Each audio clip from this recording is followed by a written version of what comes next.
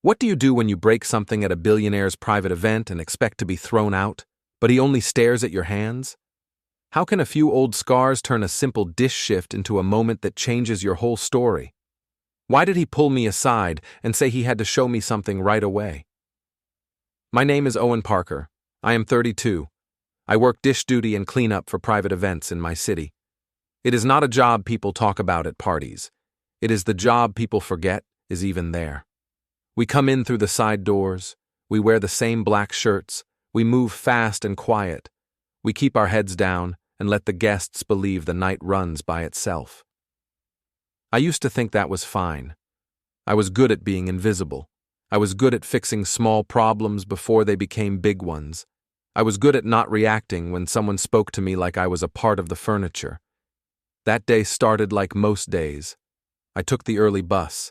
It was cold outside. My hands were already dry from winter air and dish soap. I had my backpack with my gloves, my water bottle, and a small lunch I never had time to eat. I checked my phone and saw a shift update. Travis Keene had changed the call time again. He always did that. He would send a message late at night and expect everyone to adjust. If you complained, he would say you were not a team player. If you did not show, he would say you were unreliable. Travis was the catering operations manager. He was not the owner, but he acted like the whole place belonged to him. He liked rules that were not written down. He liked control. He liked watching people hurry when he spoke. When I reached the hotel, the event staff entrance was already busy. People were coming in with garment bags and boxes. The air smelled like coffee and floor cleaner. In the hallway, you could hear music testing in the ballroom. It was not loud yet, just a soft beat, like a heart under the walls. I clocked in and went straight to the back. The kitchen behind the ballroom looked like a machine with too many moving parts. There were racks of plates stacked high. There were trays of glassware laid out in rows. There were carts of linens. People called out counts and times. Someone asked where the extra ice bins were. Someone else asked if the seafood arrived. I walked to the dish area and started setting up without being told. That is how I survive. I do what needs doing before anyone notices me. The dish pit is not pretty. It is heat and steam and noise.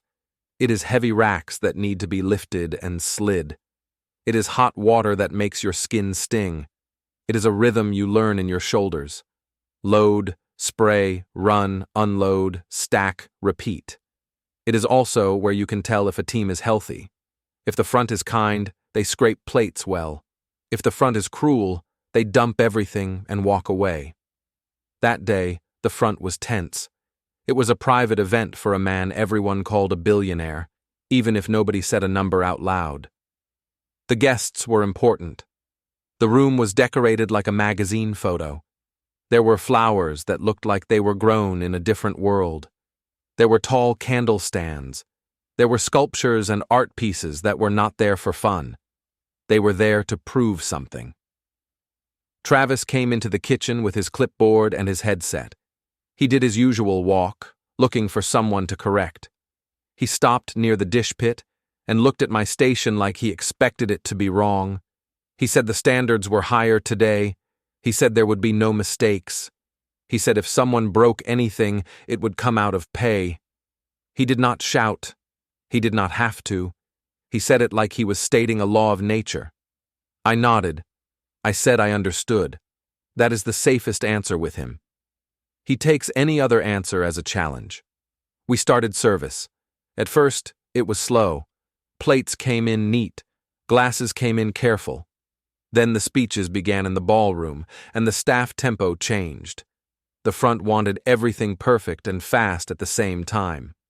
That is when accidents happen, not because people are careless, but because the work becomes a race. I stayed calm.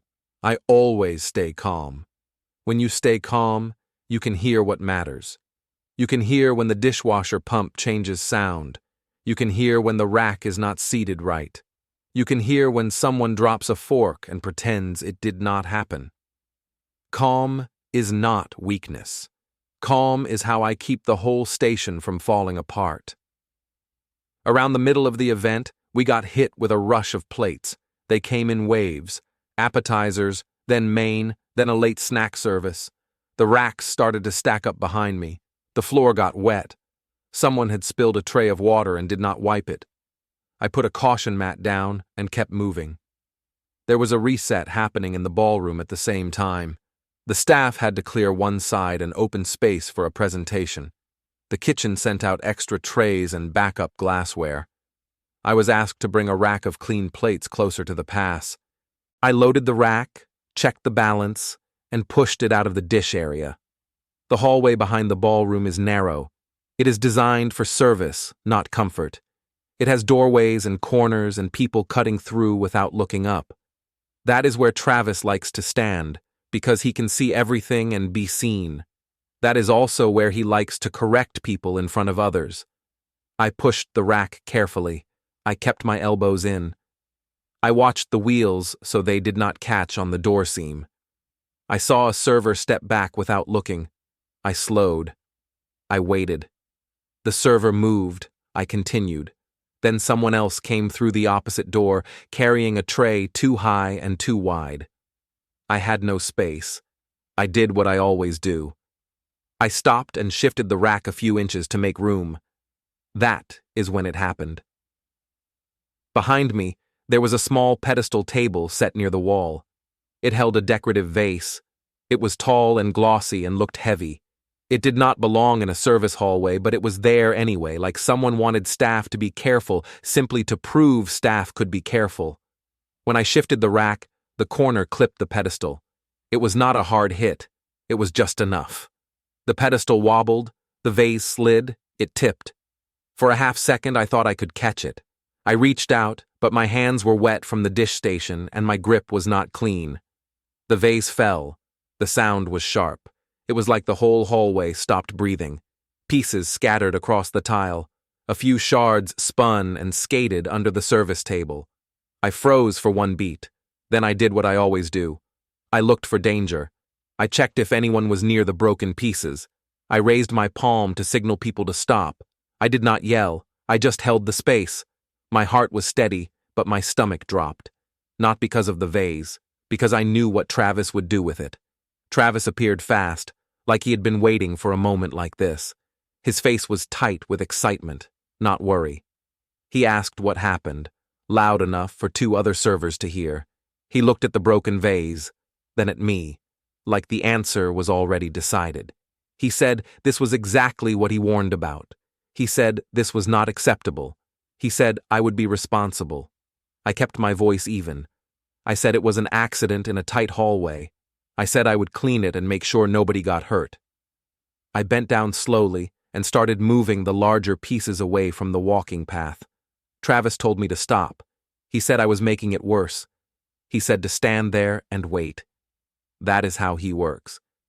He wants the moment to hang in the air. He wants other people to watch you stand still and feel small.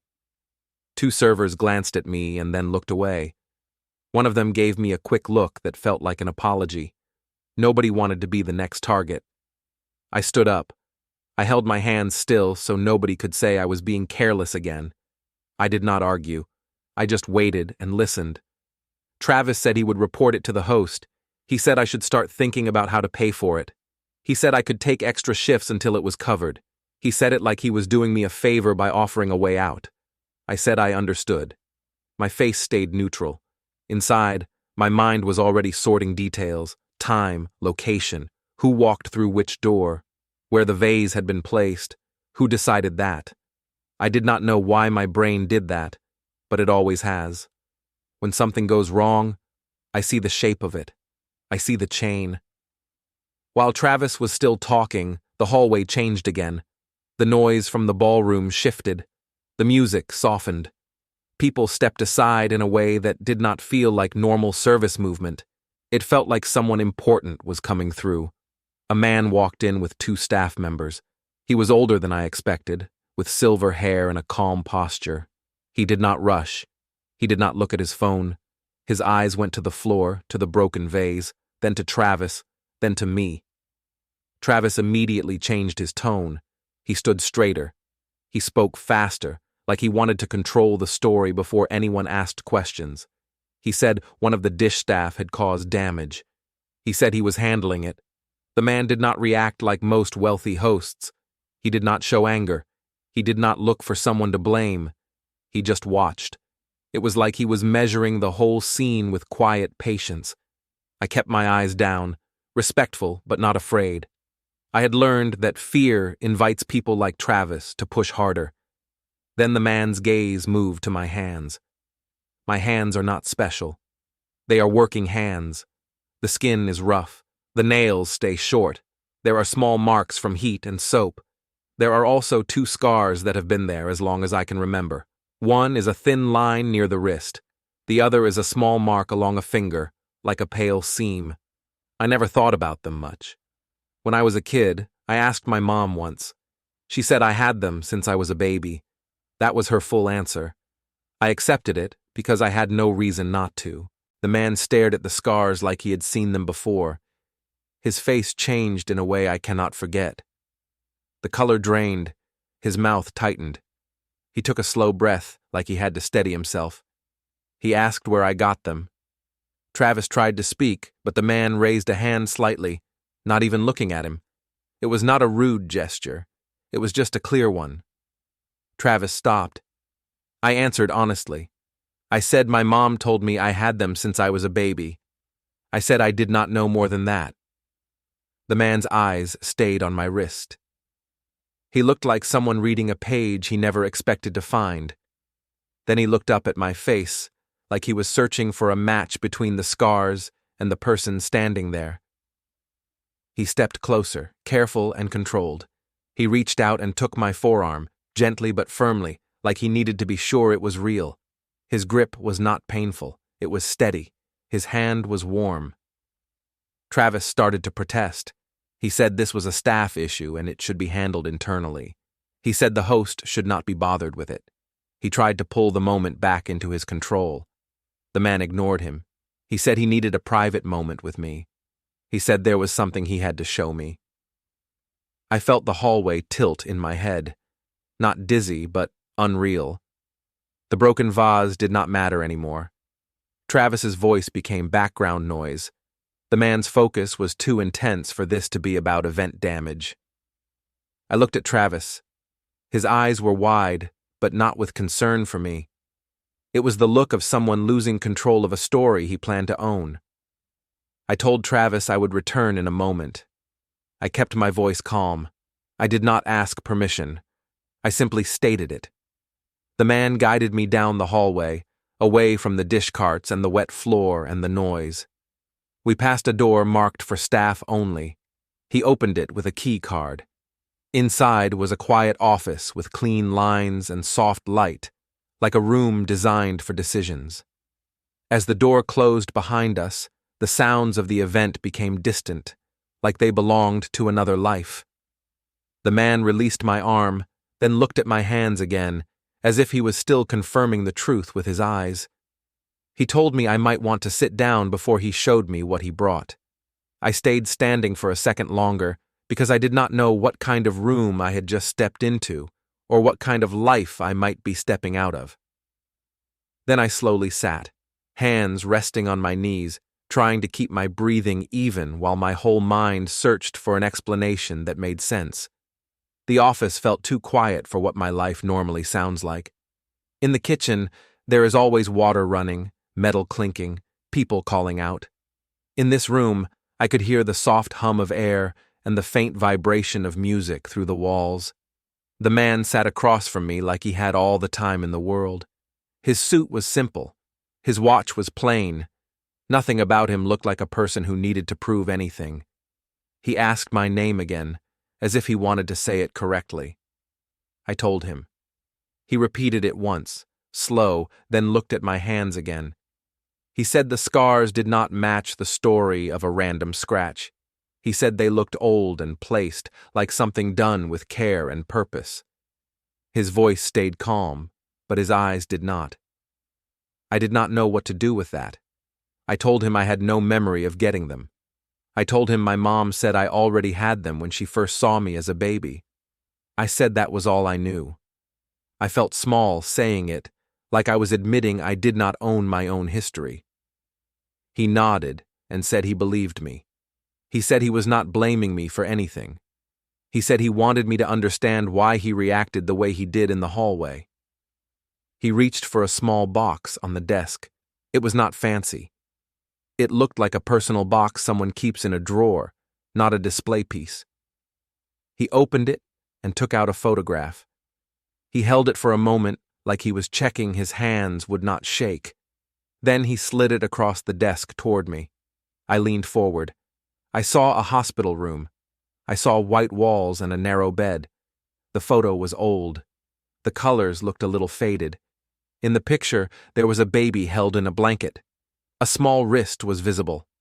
On that wrist, there was a thin mark in the same place as mine. My chest tightened. My mouth went dry. I stared at the photograph longer than felt normal. I told myself there must be many babies with marks. I told myself scars are common. But my mind did not accept those words. My mind kept pulling my eyes back to the shape and the position. The man said he had carried that photo for years. He said it was not something he showed people. He said it was a reminder and a promise. He said he had once been told to let a certain matter go, and he never did. He did not give me a full story. He kept it controlled, like he was protecting something fragile. He picked up a second item from the box. It was small, like a hospital tag, kept inside a clear sleeve. He did not hand it to me right away. He looked at it first, then looked at me as if he was asking himself if I was real. Then he placed it on the desk, near the photo, and kept his finger on the edge of it, like he did not want it to move. He said there were details on it that matched a time and a place. He said there was a line that he never forgot. He said it was the kind of line that changes a person's life. He did not read it out loud. He did not show me the fine print. He only said it mattered. I asked him why he was showing me this. I asked him if he thought I was connected to his family. I said those words carefully because they felt too big for my mouth. My life was bus rides, rent, and dish soap. His life was a private ballroom full of people in expensive clothes. Those two worlds do not mix. He said the world mixes them anyway, and people do not always get a choice. He said he could not explain everything in one night. He said I did not have to believe him right away. He said he wanted me to go home and sit with it. He said he wanted me to talk to my mother, but gently.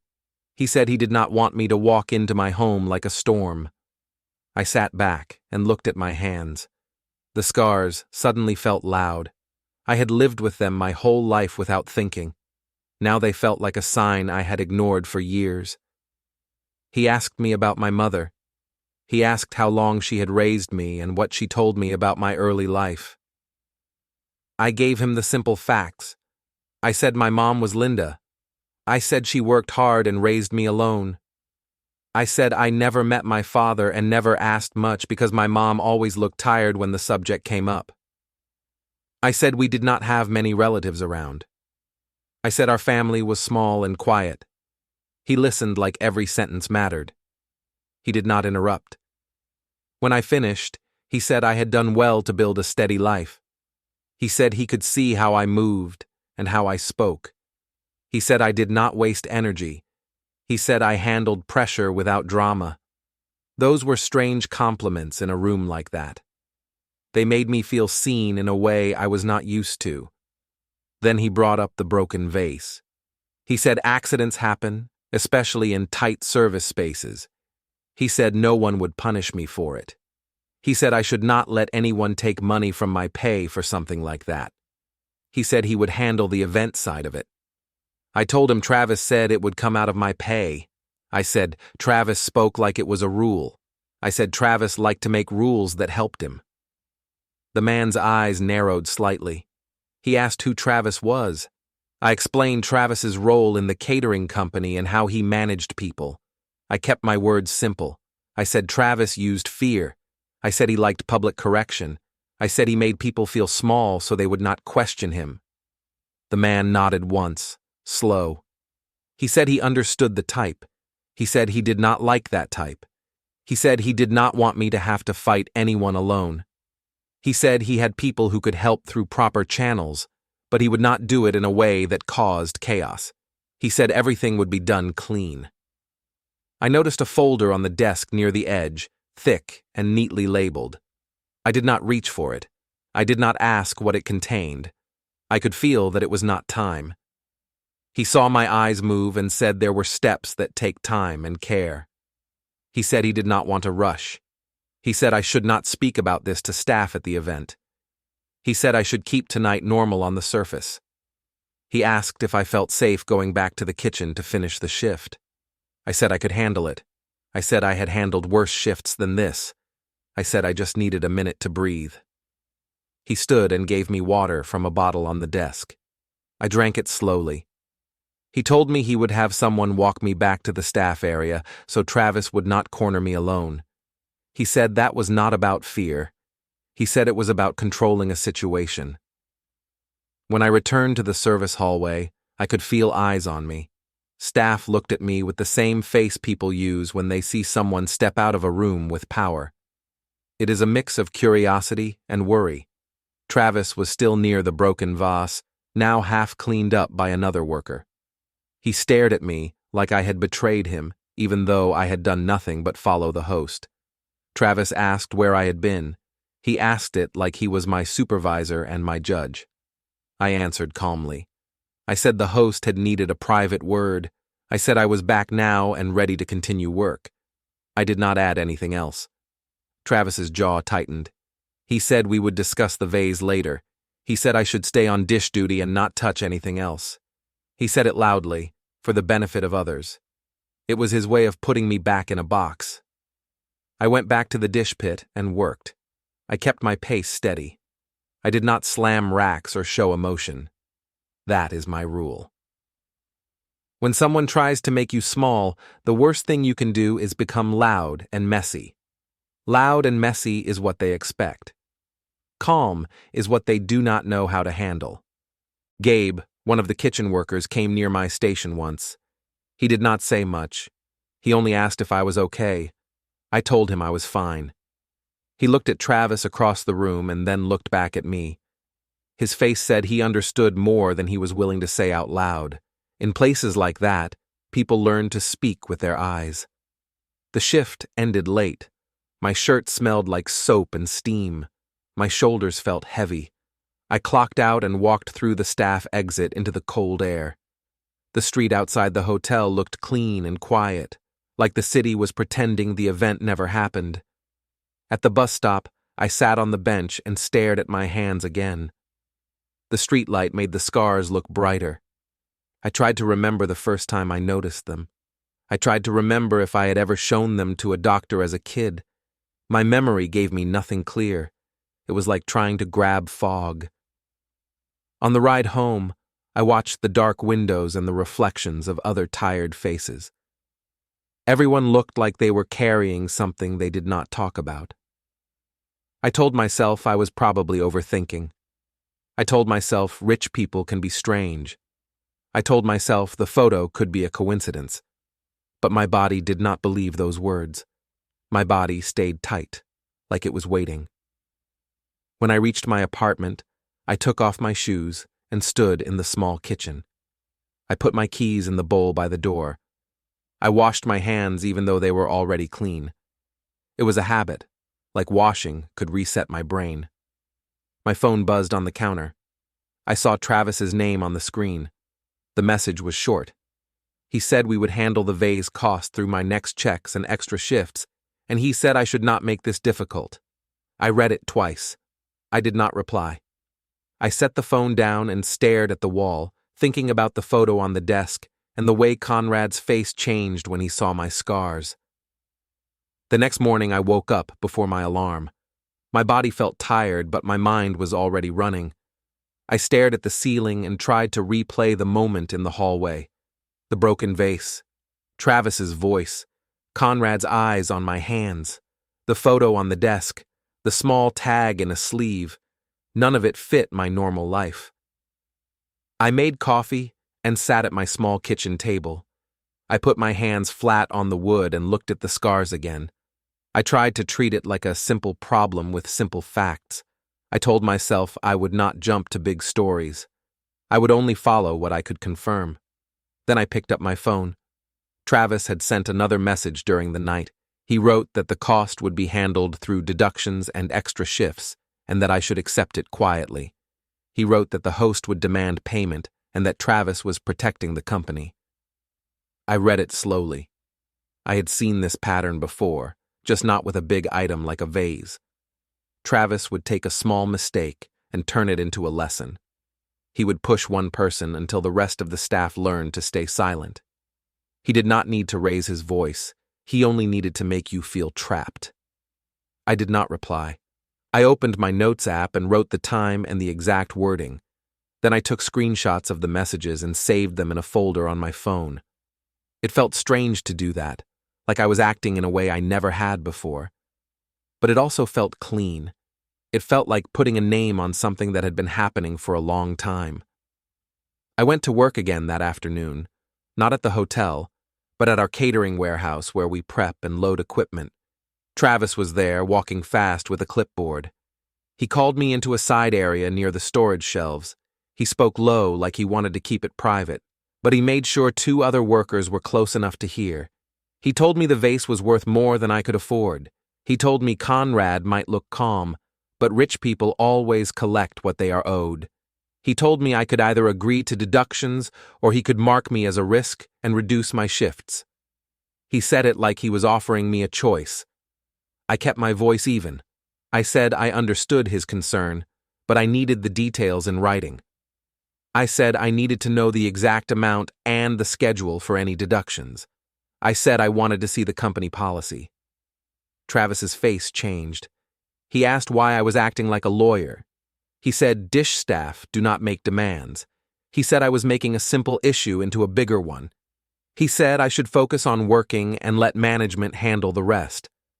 I nodded and said I would keep working. I did not argue. But something in me shifted. It was not anger, it was clarity. I realized Travis was not trying to solve a problem. He was trying to create pressure.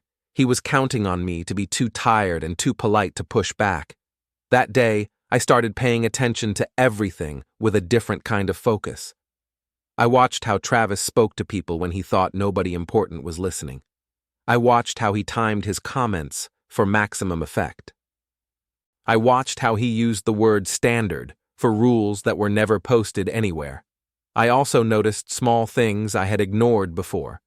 The time clock near the employee entrance sometimes showed different minutes than the wall clock. Schedule sheets would appear on the board and then get replaced without explanation. People would mention missed break times like it was normal. A few workers joked about it, but their eyes did not look amused. After my shift, I took the bus to my mom's apartment. She lived across town in a small building with older paint and a quiet hallway. She liked to keep her place neat. She always said neatness made a home feel safe. When she opened the door, her face softened the way it always did when she saw me. She asked if I had eaten. She asked if I needed laundry done. That was her language of care. I sat at her kitchen table and told her I wanted to talk about something from my early life. I said it gently. I did not accuse. I did not raise my voice. I simply said I had met someone who noticed my scars and asked questions I could not answer. My mom's hands paused over the dish towel she was folding. Her eyes flicked to my wrist, then away. She asked what kind of person noticed that. I said he was the host of a private event I worked. I said he reacted like the scars meant something to him. She sat down slowly. She told me the scars were nothing to worry about. She told me I had them when she first held me. She told me I was safe now, and that was what mattered. I asked her where she first held me. I asked if it was a hospital. I asked if she remembered any paperwork. I asked if someone else was there. Her mouth tightened. She said she did not want to dig up old pain. She said she did what she thought was right at the time. She said she did not want me pulled into rich people's problems. I told her I did not want drama. I told her I just wanted the truth. I told her my life felt solid until yesterday, and now I felt like a door had opened in a wall I never knew existed. She looked at me for a long moment. Then she said, There were parts of my beginning that were handled through closed channels. She said she promised someone she would keep things quiet. She said she raised me with love, and that was not a lie. She said she was afraid that if the truth came out, it would take my peace away. I asked her one simple question. I asked if she was my mother by birth or my mother by choice. She closed her eyes and took a slow breath. Then she said she was my mother by choice. She said she never stopped being my mother since the day she chose it. She said she did not want me to think she was less because of that. My throat felt tight. I did not know what to say. I wanted to ask more, but I could see the fear in her face. It was not guilt. It was protective fear, like she expected consequences. I told her I loved her. I told her she was my mom. I said that part would not change.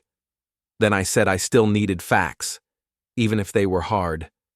I said I would be careful, and I would not let anyone hurt her. She nodded, but she did not offer more details. She said she needed time. She said I should not push too fast. When I left her apartment, the hallway felt colder than before. Outside, the evening air hit my face and cleared my head a little. I stood on the sidewalk and looked at my hands again. The scars were the same, but now they felt like a key I had been carrying without knowing. That night I went to the public library. I did not go to read novels. I went because the library is quiet and neutral, and I can think there without anyone watching me. I signed into a computer and opened a blank document. I wrote down what I knew with dates and places. I wrote my birthday. I wrote the name on my current documents. I wrote the name my mom gave me and the year she first told me about the scars. I wrote the date of the event at the hotel. I wrote the time of the vase incident. I wrote the exact words Travis used about deductions. I wrote Conrad's questions and his reaction. I also wrote what I did not know. I wrote first hospital. I wrote who promised my mom. I wrote why scars match photo. I wrote why now. Seeing the unknown parts on the page did not solve them, but it made them real.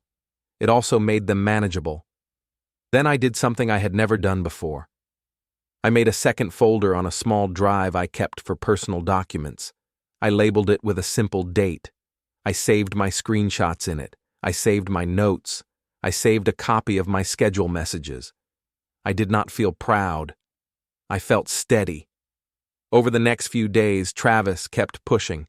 He put me on the least desirable shifts. He assigned me to heavier cleanup when other workers rotated out. He made little comments about how I should be grateful to still have hours. He never said my name with respect. He said it like a warning. I stayed calm and kept working. I stopped trying to explain myself. I stopped trying to win his approval. I treated his words like weather. I noted them, then moved forward. At work, I also started noticing where cameras were placed. The loading dock had one above the door. The hallway near the ballroom had one angled toward the corner. The dish area had one near the entrance, mostly for safety and theft prevention. I did not touch anything. I did not ask questions that would make people suspicious. I simply looked and remembered. One afternoon, Gabe came near my station again. He asked if Travis was still on my case. I said yes. Gabe told me he had seen Travis do this to others. He said it was always the same pattern. He said the company kept losing good workers because of it. He said people were tired. I told Gabe I was handling it properly. I did not explain what that meant. I did not want to put him in a position where he had to choose sides. In places like ours, people can lose shifts for speaking up. That evening, as I walked home from the bus stop, my phone rang from an unknown number. I did not answer right away. I listened to the voicemail when it ended. The voice was calm and direct. It was Conrad. He said he wanted to speak again in a quieter setting, and he said it was important. He said he would respect my pace, but he asked me not to ignore it. I stood on the sidewalk with the phone in my hand. Cars passed. A dog barked somewhere behind a fence. My breath came out in white clouds. I felt like my life had two tracks now. One track was the old one, where I kept my head down and let people like Travis shape my days. The other track was new and unknown, tied to scars I never asked for, and a man who looked at them like they were proof. I walked the rest of the way home and went inside. I sat at my table again. I put my phone down and stared at it for a long time. Then I opened my notes and added one more line to my timeline. Conrad called again. I called the number back after work the next day. I did it while standing outside my building so my mom would not hear the worry in my voice if I called from her place. Conrad answered on the second ring. He did not sound impatient. He sounded careful, like he was trying not to push me too hard. He said he appreciated that I returned the call.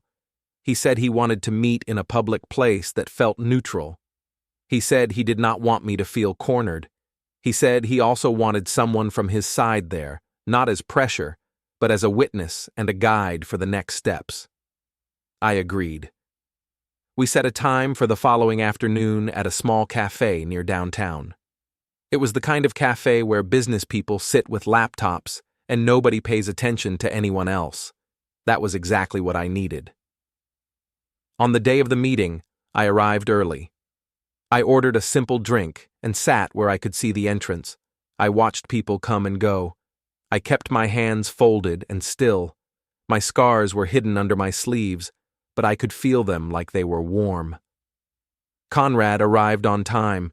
He did not arrive with a crowd. He walked in with one woman who looked organized and calm. She carried a thin notebook and a phone, nothing flashy. They greeted me with polite distance, like they did not want to put me on display. Conrad introduced her as Tessa Wren.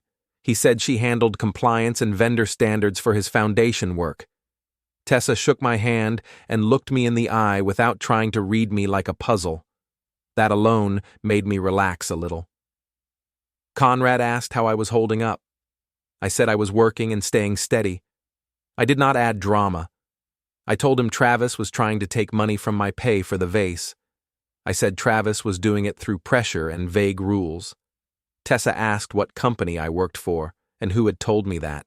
I answered with simple facts. I told her Travis's title and the words he used. I told her he said it was standard and that I should accept it quietly. Tessa said she understood. She said there were clear boundaries for vendor behavior when a company works with Conrad's events. She said workers should not be forced into private pay arrangements for event damage without proper review. She said she could not promise outcomes on the spot, but she could promise that the issue would be handled through proper systems. Conrad listened and then asked again about my mom. He asked if I spoke with her. I said I did. I said she admitted she was my mother by choice. I said she was scared and did not give details. Conrad's face softened. He said he respected her for raising me. He also said that secrets grow heavier with time. He said he would not rush me, but he did not want me walking around with questions that could be answered. I asked him what he believed. I asked if he believed I was connected to him. I kept my voice calm, but my chest felt tight again. He said he believed there was a connection strong enough to require careful confirmation. He said he had reasons, and the scars were only one part. He said he had followed a trail for years and that the trail had quiet gaps. He said those gaps mattered. Tessa stepped in with a gentle tone. She said when people are emotional, they make sudden moves, and sudden moves create mess.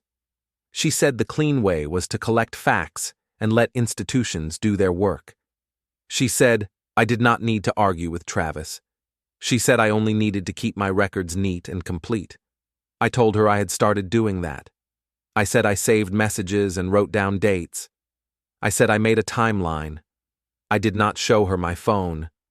I did not pull out folders. I just said it in a simple way.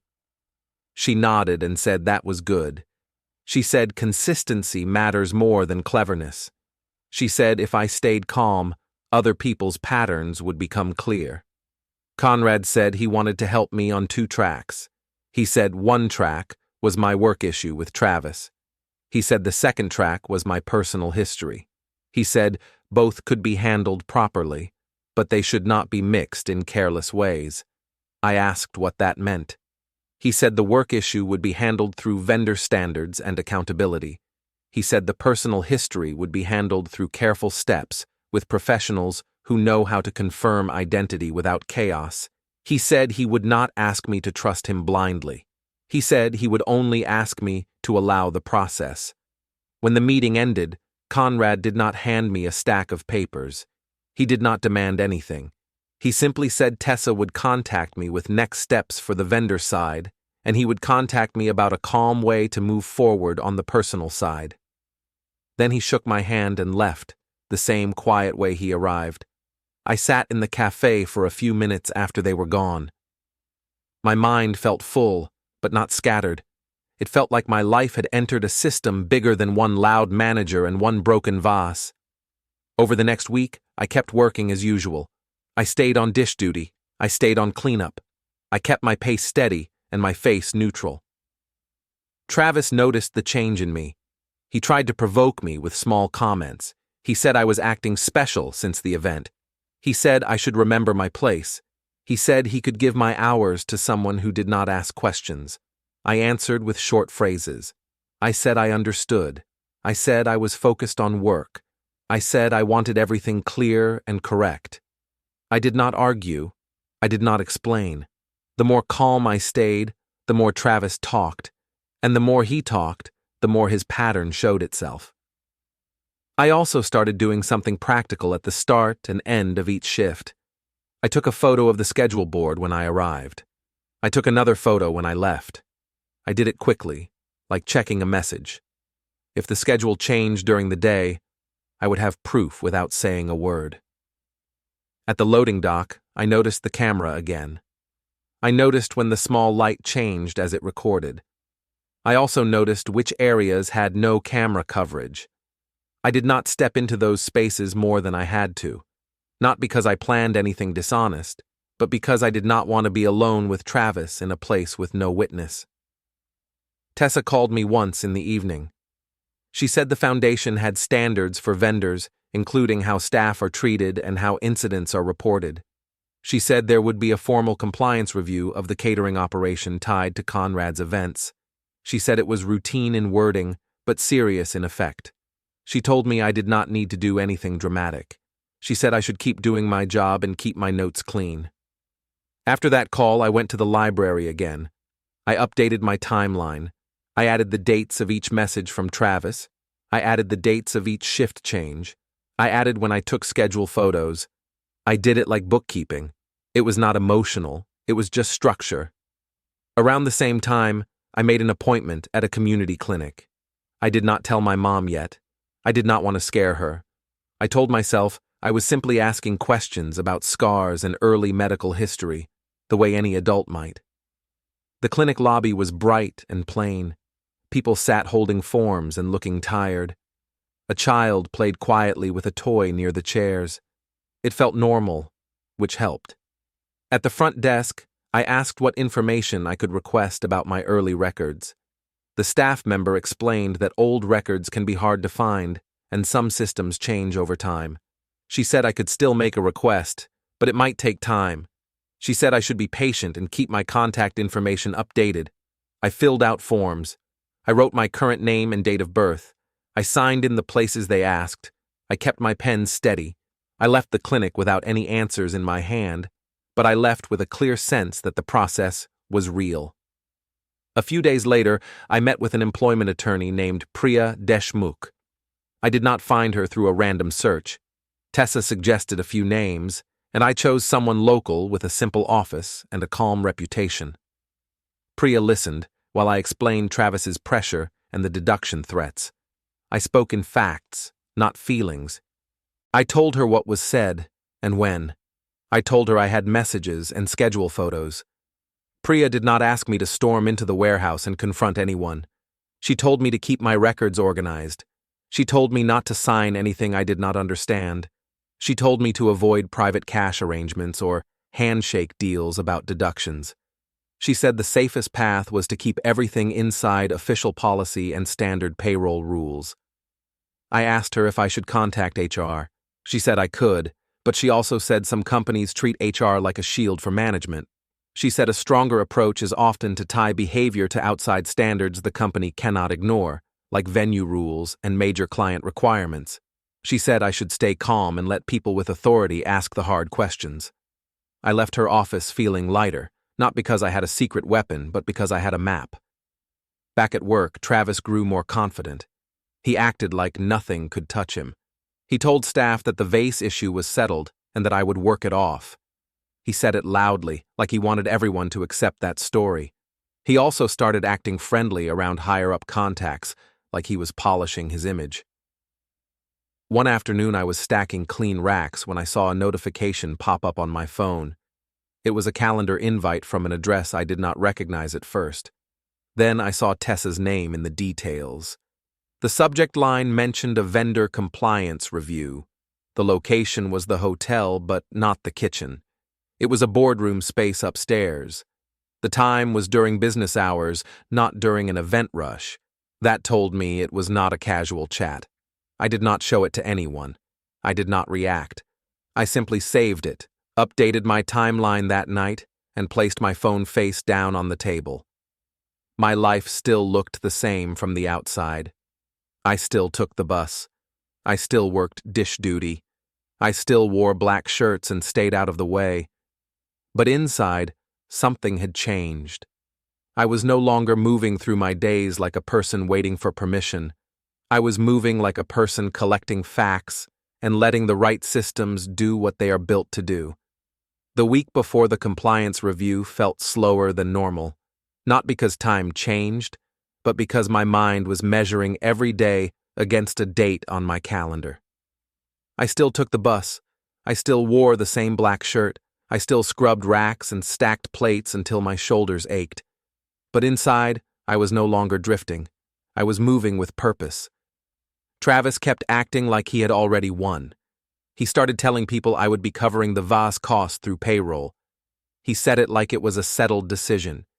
He said it in front of new hires as if it was a warning story. I did not correct him in public. I did not argue with him in the moment.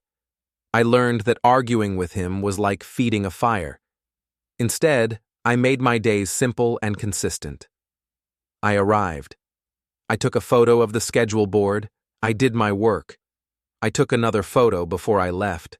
If Travis texted me, I saved it. If he called, I wrote down the time and what he said as soon as I ended the call. I did not add opinions. I wrote only facts. It was strange at first. I worried I was becoming the kind of person who expects trouble everywhere. Then I realized it was not trouble I was expecting. It was clarity I was building. I was tired of walking through fog. I spoke with Priya again. It was a short meeting, mostly to confirm I was not making mistakes. She reminded me to keep my language clean and calm if I needed to speak in any official setting. She told me to answer questions directly and not volunteer extra stories. She said people who rely on pressure often fall apart when someone asks them to stay specific. I also spoke with Tessa by phone. She told me the review would involve the vendor's practices and incident handling. She said I did not need to perform. She said I only needed to tell the truth if asked. She said it was okay to say I did not know something. She said it was better to be accurate than dramatic. I asked her if Travis knew the review was serious. She said he had been notified. She said he responded like it was routine. She said that told her a lot. After that call, I went to my mom's apartment again. I did not want her to hear about it from someone else later. I told her there was a formal meeting connected to the event. I told her it was about vendor standards and the vase issue. I told her I was handling it through proper systems. She looked worried and asked if I was going to lose my job. I told her I did not plan to lose anything. I told her I had done my work and I had facts. I told her that was enough. She watched me for a long moment, then nodded. She said she trusted my judgment. She also asked again about Conrad, careful and quiet. She asked what kind of man he was. I told her he was calm. I told her he did not look at me like staff. I told her he looked at me like a person. I did not tell her everything he showed me in the office. I did not want to push her into panic. But I did tell her one thing that mattered. I told her he reacted to my scars like they were important. My mom's hands tightened around her mug. She said she hoped I would be careful. She said some people with money can turn a life upside down without raising their voice. She said she did not want me pulled into something I could not control. I told her I was already in it, whether I liked it or not. I told her I could either let it happen to me, or I could walk through it with my eyes open. I said I was choosing the second option. She looked down at the table and said she never wanted to hide things to hurt me. She said she hid things because she thought it would keep me safe. I told her I believed her. I also told her I needed her to be honest with me when the time came. I said I would not accept half answers forever. She nodded again. Her eyes were wet, but she did not cry. She said she would tell me what she could when she was ready. I did not press further that night. I left with a heavy feeling, but also a steady one. Whatever the truth was, it was real. It was not just a story in my head. 2 days before the review, Conrad called me directly. His voice was controlled, like always. He asked if I felt prepared. I said I did. I said I had been calm and careful. I said I had not signed anything or agreed to deductions. He said that was good. He said I should not let anyone rush me into private arrangements. He said if anyone tried to corner me, I should step away and keep my response simple. He said he did not want this turning into a hallway scene. He said the right place for accountability is a room with rules. I told him I understood. I also asked him something I had been holding back. I asked him why he had kept searching for years, if he truly believed there was a connection. There was a short silence. Then he said some questions do not leave a person alone. He said he had made a promise to himself a long time ago. He said he would not break it, even if it took time. He did not say more than that. After the call, I sat at my table and looked at my calendar. The date was circled. I could feel my heartbeat in my fingertips. I reminded myself that I was not walking into a fight. I was walking into a process. The day before the meeting, Travis made one last attempt to push me. He called me into a storage room near the racks and carts. He chose a place where the walls were close and the air smelled like cardboard. He spoke low, but his tone had an edge. He said the review was nothing. He said rich people do these things to feel important. He said I was wasting time by being difficult. He said I should agree to cover the vase cost so the company could look clean. He said if I did not, I should not expect many shifts after this month. I listened without reacting. Then I told him I was focused on doing my job and following policy. I told him any deductions would need to be explained through the proper payroll process. I told him I would not discuss it in a storage room. Travis stared at me like he did not recognize me. He asked where this attitude came from. He said I was changing. He said I was acting above my station. I did not take the bait. I said I would return to work now. I stepped out of the room before he could block the doorway. I did not run. I did not slam the door. I simply left. That night, I laid out my clothes for the morning like it was a normal workday. I chose a clean shirt and plain shoes. I charged my phone. I set 2 alarms. I packed a small notebook even though I hoped I would not need it. I did not drink. I did not distract myself with noise. I cleaned my kitchen slowly, one surface at a time. It helped me feel in control. I barely slept. Not because I was afraid of Travis. I was not. I was more afraid of what I might learn about myself and my beginning. The work issue was a problem I understood. People pressure workers. Workers stay quiet. That story is old. But the scars and Conrad's reaction were different. They pointed to a door in my life that had been locked since the start. In the morning, I took the bus downtown. The city looked normal. People carried bags. Cars moved through intersections. No one knew I was walking toward a meeting that might change everything. I liked that. Normal streets helped me stay grounded. I arrived at the hotel early. I did not go through the staff entrance. The calendar invite listed a boardroom floor, and I followed the signs like any visitor. My hands were dry and cold. I rubbed them together once, then stopped. I did not want to look nervous. In the lobby, I saw Tessa near a set of elevators. She gave me a small nod, professional and calm.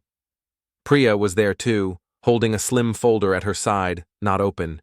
She greeted me and asked if I was feeling steady. I said I was. We rode the elevator up. The doors opened onto a quiet corridor with soft carpet and glass walls. At the end was a boardroom with a long table and chairs arranged neatly. It did not feel like a casual meeting. It felt like a place where decisions are recorded and remembered. I stepped inside and chose a seat that faced the door. I placed my hands on the table and kept them still. I looked around the room once and then lowered my eyes, breathing slow and even. I did not know exactly what would be said in this room. I did not know how far the truth would go today. But I knew one thing with absolute certainty. I was done being handled in back hallways. The boardroom smelled like coffee and clean paper. The table was long and polished. The chairs were heavy, like they were meant for people who sign things for a living. I sat with my hands flat on the surface and kept my breathing slow. Tessa sat a few seats away, already organized. Priya sat beside me, calm and still. Two other people I did not know were there with laptops open, quiet and focused. One wore a hotel badge, the other had a foundation badge. They did not look at me like I was dish staff. They looked at me like I was a person in a process. Travis walked in 5 minutes late, smiling like he owned the room. Marla came in behind him, holding a notepad and wearing the face she uses when she wants to look important. Travis greeted people as if it was a friendly meeting. He acted relaxed. He chose a seat near the head of the table, like he had already decided where power belonged. Then Conrad entered.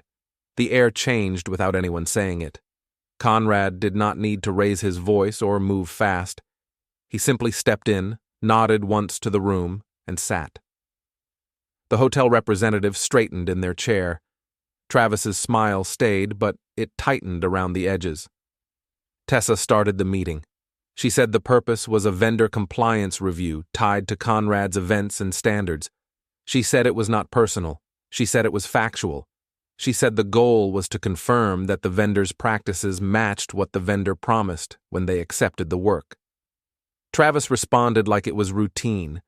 He said his team ran tight operations. He said he kept standards high because the clients were high. He said staff sometimes make mistakes, and he manages those mistakes so the company stays trusted. Tessa asked about the vase incident. Travis said it was a clear case of carelessness. He said a staff member damaged a high-value item in a service hallway. He said he handled it internally to protect the relationship with the host. Priya spoke next, calm and direct. She said she was there to ensure payroll and work standards were followed. She said the main question was not whether an item broke. She said the main question was how management responded and whether staff were pressured into private arrangements. Travis leaned back and said there was no pressure. He said it was standard. He said workers understand responsibility when they take a job like this. Tessa asked him to define standard. She asked where it was written. She asked what policy he relied on and what payroll method he used for deductions. Travis started to talk in circles. He said the company had ways of doing things. He said he had done it for years. He said workers agree because it is fair. Tessa nodded once and asked the hotel representative to display the timeline on the screen. A simple chart appeared with dates and times. It showed the event date, the shift window, the hallway location, and the incident time. It also showed message times afterward. Priya said she would keep this simple. She said I had received written messages from Travis about deductions and extra shifts tied to the broken vase. She said those messages were saved. She said the messages did not mention a written policy, a formal incident report, or a payroll review step. She said the language was pressure language, not policy language. Travis tried to interrupt and said messages can be misunderstood. He said he was only trying to help me solve a problem. Tessa asked the hotel representative to show the hallway camera clip. The screen displayed a view of the service corridor. I saw myself pushing the rack, I saw another worker come through too close with a wide tray. I saw the rack corner clip the pedestal. I saw the vase fall. I saw Travis appear fast, before anyone else. I saw him block the space and use his body to control who could approach. Then the clip continued. It showed Travis speaking to me, with his shoulders squared toward me and his head angled so others could hear. It showed me standing still, hands held away from the broken pieces. It showed Travis gesturing toward the mess like he was presenting evidence to an audience. Tessa paused the video and asked Travis why a decorative vase was placed in a service hallway at rack height. Travis said he did not place it. He said it was not his job. He said he cannot control every detail of decor. The hotel representative said the pedestal table was positioned by a contractor, but the service lane was supposed to be cleared once staff flow began. The representative said the vendor captain was asked to confirm the lane. The representative said the vendor captain did not confirm it, and service flow continued anyway. Marla's face shifted. She looked down at her notepad like it had suddenly become very interesting. Tessa moved to payroll practice. Priya summarized the pattern without emotion. She said I had multiple schedule changes with short notice. She said I had repeated threats of reduced shifts tied to the VAS cost. She said I was told to work extra until the cost was covered. She said I was also told it would come out of my checks. She said none of this followed a clean written process. Travis said again it was standard. He said staff accept it because they know it is fair. Tessa asked for the vendor's written policy and payroll authorization form. Travis said he did not have it in the room. He said it existed. He said he could provide it later. The foundation representative spoke for the first time. They said the vendor agreement for Conrad's events requires compliance with labor standards and prohibits unauthorized wage deductions. They said the agreement also requires accurate incident reporting and prohibits intimidation of staff. They said these clauses exist to protect staff and protect the client. Travis's posture changed. He sat forward and tried to sound friendly again. He said this was a misunderstanding. He said he could smooth it over. He said he could speak to me privately and settle it quickly. Conrad finally spoke. He did not sound angry. He sounded final. He said he did not do private settlements in hallways. He said he does not accept vendors who manage through pressure.